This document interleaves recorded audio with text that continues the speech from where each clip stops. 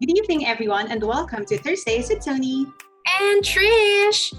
For tonight's Spill the Teas episode, we will be talking about answering awkward questions that you usually encounter on these types of occasions such as special gatherings, family reunions. Alam mo, Toni, our friends and relatives always make get-togethers a whole lot more interesting with their funny stories and even their witty remarks. But sometimes the kamusta ka na or how are you in English greeting just doesn't make the cut, and they refer to questions that can place you in an awkward spotlight. So tonight, we are giving you our sample answers on how to answer awkward questions modestly and confidently. Are you ready, Toni? I am. And I'm very excited on how we will be sharing on our take on how we will be answering those awkward questions. Okay, so without further ado, Trish, the first question is, and this is, I think, one of the most popular ones. Do you already have a boyfriend? Or bakit wala ka pang boyfriend? How would you answer that? Usually, lagi ko lang sinasabi na nagpapayaman po muna, or I don't need a man to fulfill me. I want to enjoy my freedom as of the moment. Ikaw ba? I don't believe I am often asked this question. Pero siguro if I will be asked, I would somewhat answer the same as you na parang, busy pa ako sa career ko, I'm still studying, and life is not just about dating. That's true. Ito naman. When do you plan to get married? Na-encounter mo ba ito sa mga occasions, even family reunions? Yes. And I think I would answer it as, syempre, boyfriend. I'm not someone very, excited to get married. I'm at a point in my life where I'm very happy with how my career is going and how school is going. Ikaw? Ako naman, as in, na-ask dito nila mommy, may mga hypothetical questions. I used to tell my parents na gusto kong ikasal pag nag-28 na ako. Mag-28 na ako in a few months. So, musta naman? So every time na nabi-bring up ito, I just laugh it off. And let's face it, setting timelines is good, but life doesn't work that way. So sabi ko lang, basta magka-jowa or magka-boyfriend, saka ko naiisipin kung kailan ako kami kakasal. Agreed. Ito naman, medyo a different topic. And this is often asked to high school students. I'm pretty sure we were asked this question before then. So where will you be enrolling? I don't know, Filipinos find it a big deal that, if you're gonna enroll din sa mga top universities. So ikaw, how would you answer that? Or how did you answer that in the past? Actually, noon, hindi talaga ako masyadong interested na mag-take ng exam. I used to have that kind of question sa mga relatives ko, tito, tita. Kapag tinatanong ako na, sinasabi ko lang na I'm still waiting for my entrance exam results and I'm still praying about it. Kasi totoo, praying about it na saan ba ako magka-college, di ba? Ikaw? I don't recall if I was asked this question before, but I only had one school eventually in mind, and that's the college we attended. Siguro if I will be asked again, if I was, my younger self, I would say the exact name of the school that I will be attending. And I'm not really the type that would get pressured because at the end of the day, it's us who will be attending the school anyway and not them. So, ayun. It's good. Ang galing naman. Anyway, ito, Toni. Ito yung medyo sensitive, lalo na sa Philippine setting. Whenever they ask how much you earn. I think I've been asked this quite a few, even if it's in a funny tone. And our viewers should know that unlike in other countries, it's not that, how would I say it? It's not that appropriate that you're asked this question, especially in gatherings. I would often avoid this question, and I don't really disclose. And the joke that I would respond with is, my parents don't even know how much I'm earning, so why would I be telling you? Ikaw? I really don't disclose, especially kapag nasa public place, yung mga special occasions na nasa table kayo, kasi it's confidential. I mean, I don't mind telling it with my friends if ever kailangan, or with my family. But usually kasi special occasions, di naman lahat yan ka-close friend mo. So I usually say na, good enough to pay the bills and treat myself from time to time. O, di ba medyo vague? Pero at least sinagot ko nang hindi naman, awkward or mukha akong mababa ang kita, ganon. So I just answered that modestly. Well said. Ito medyo going back into the relationships category. And we've been single for quite some time now. I'm pretty sure we get asked this question. When will you date again? How will you answer that? Ay, dito. Actually, anytime. Anytime, yun talaga. Ready na po ako kung meron man. Kung wala, carry lang, alam mo yun. Anytime. Ikaw, Toni, pag tinatanong ka, nihiritan ka ba nito ni tita sometimes na, when will you date again? Fortunately, no. I think my folks know that I am now clear with my priorities in life at this point. And I'm also happy to feel that way. But whenever I'm asked this question, I always tell people that, I can see that at this point, I am not yet looking into really seriously dating again because I want to focus in my career and in my studies. Ito. Siyempre, di ba nagka-boyfriend ka na, Toni? Natanong na ba sa ito? Yung why him or bakit siya? Alam mo yung gano'n? Yung face pa parang negative, ganyan. So, how do you answer this? Kasi ako, di pa naman sa ito natanong. Pero ikaw, whenever na-encounter mo na nga ba to? I think yes. And if I remember it correctly, I would answer it as, I would specify the specific traits na, kunyari, mabait siya, sobrang understanding, ganyan. The qualities that you need to emphasize for people who sometimes focus on the physical attributes. Alam mo kasi minsan masyadong, unrealistic ng mga standards ng mga ibang tao. But whenever you look at them and the people they're dating, ayoko na lang mag-talk. Ikaw, were you ever asked that question? Yeah, ayaw na lang din natin magtabi ng mga...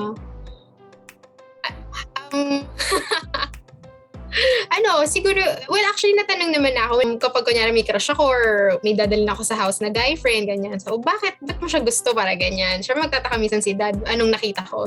Sabihin ko, yung good traits niya, sasabihin ko, I'd probably highlight that so that they can understand where I'm coming from. And doon na na-realize na more than the physical aspect, na tumitingin ako sa internal most of the time talaga. Actually, lagi. Kasi, good looks is just a bonus. Ito, Toni.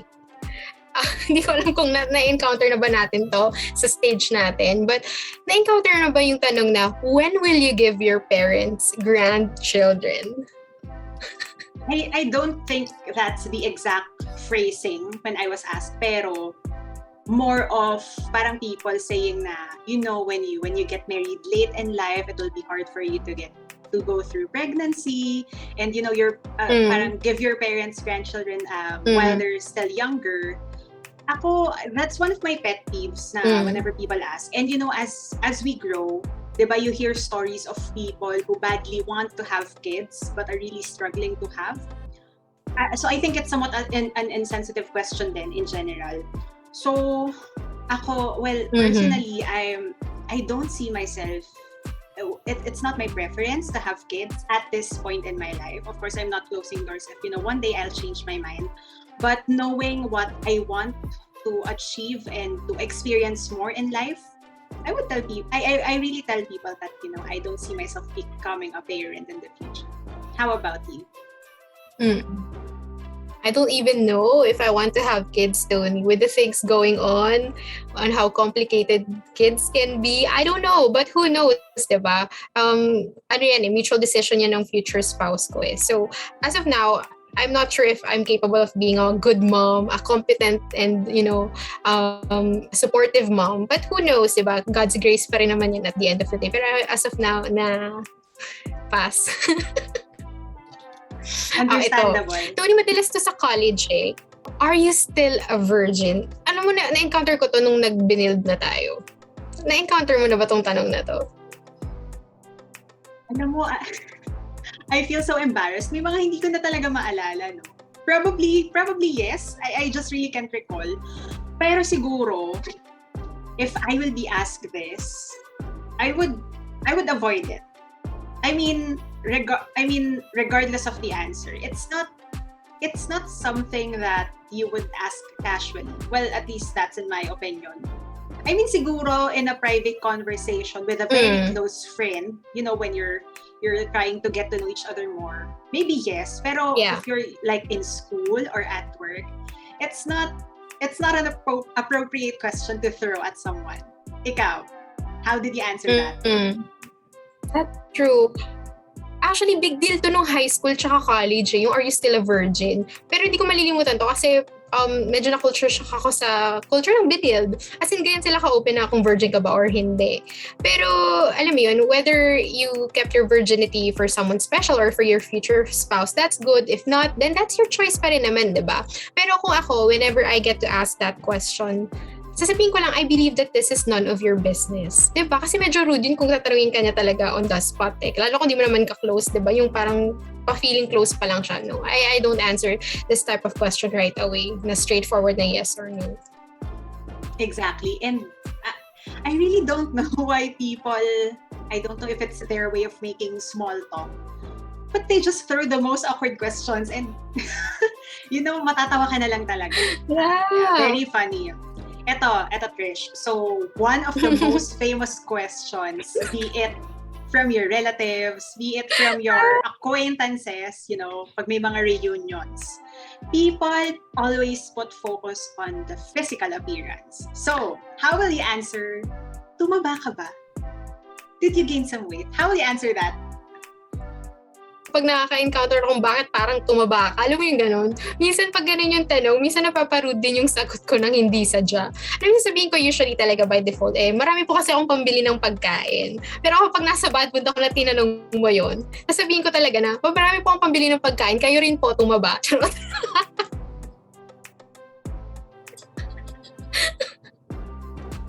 Tapos alis ako, ganon lang. I often get this question. Default na yata, ewan ko ba? Ako somewhat similar sa answer mo. I would tell people na, in the first place, the reason why I'm working hard is so that I can eat delicious food.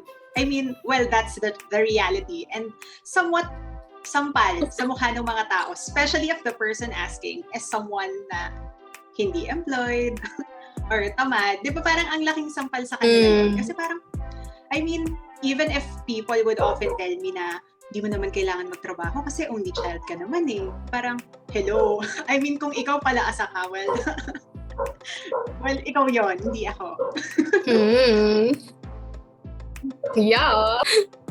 Ay, ito, Toni, last but not the least. Ikaw nakaka-usual encounter ng ganitong tanong eh. Kasi mukha kang yamanin eh. Apelido pa lang eh. Toni, pwede bang mangutang? O, paano? How do you answer yung ganitong tanong? Nako. Oo nga, I think there had been a few instances. Not in person though. Often sa chat. Realistically speaking, of course, if I have some extra, ay hindi naman ako madamot. I'm a generous person. Of course, if I know that I am capable to lend, why not? However, there are conditions, of course. Una, the person should be someone close to you. Diba? We know na nakakasira ng friendship ang pera. I mean, let's be real. Yun talaga yung reality. So, of course, I only lend money to those I'm really close to. And I know na based on their profile are really capable of really returning the money on the date that they promised. So, yun. And yung mga acquaintance naman na hindi ko din alam, no, how people find it. Paano ba? Siguro talagang gipit na sila, no? Kaya they would really approach you even if you're not close. Ako, I would really politely reject na I won't give any excuses. I'll just give it to them straight na, pasensya na, parang hindi kaya. I also have, things to pay. Ikaw ba? Have you ever been asked that question? Actually, bihira. Siguro wala pang 5 ang nagtatanong sa akin, even when I was working overseas. Kasi usually alam ng mga tao na whenever I work, may pinag-iipunan ako to something particular. Na kunyari bahay, di ba, nung nasa SG ako, I was buying a house. Tapos ngayon nag-iipon ako, di ba, or I pay for my car, ganyan. So, pag nakaka-encounter ako to, alam kong desperate na sila. So, syempre, ang pangit naman na sabihin kong wala, ganyan. Sabihin kong how much ba? Ngayon, kung meron akong extra, usually, iniisip ko na lang na ibigay yung few percentage nung kailangan nilang amount. Na para hindi ko naisipan na somehow na ibabalik nila yung someday. Para kumbaga bigay ko na lang. Kunyari, they need 10,000. I'll give them 1K kahit na hindi nila ibalik yon. So, ganun ako if may extra. Pero pag wala talaga, sabihin ko, sorry, wala akong extra. Ganun. Wala eh. Mahirap ang buhay eh. Sometimes we have extras, pero most of the time talagang sakto lang, diba? Yun. So, ganun lang ako mag-answer. Hindi, totoo naman, no? Tsaka, I mean, giving things straight to people will always help you para wala nang mga sugarcoating and all. Pero Trish, as we exchange our answers to those awkward questions, ikaw ba, anong views mo, no? Anong views mo in general on people asking those awkward or inappropriate questions? There are questions that are not worth asking, especially in a public gathering. And ikaw rin mag-set ka ng good example as a person there, diba? As an attendee, na you're there to socialize and, ask how are they, not to know their whereabouts or know about their private stuff, diba? So, for me, I want to raise awareness in asking the right questions talaga and be kind, be sensitive at all times. Agreed. Ako kasi I believe na there will be individuals who are unfortunately really not aware that they are asking awkward or inappropriate questions. So agree with you on educating them really. Or even if, let's say, they are already aware that their questions are awkward or inappropriate, pero parang naging habit na lang nila na to make small talk. I think it would also be important that you speak up, that things or the questions are making you feel uncomfortable.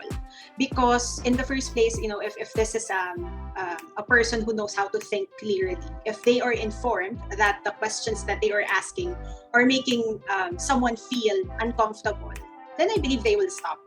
I mean, siguro it's a different story na lang if they will still continue with that, I mean, because feedback is something that is very important, and things can be improved naman as long as someone is aware that they are making someone feel uncomfortable.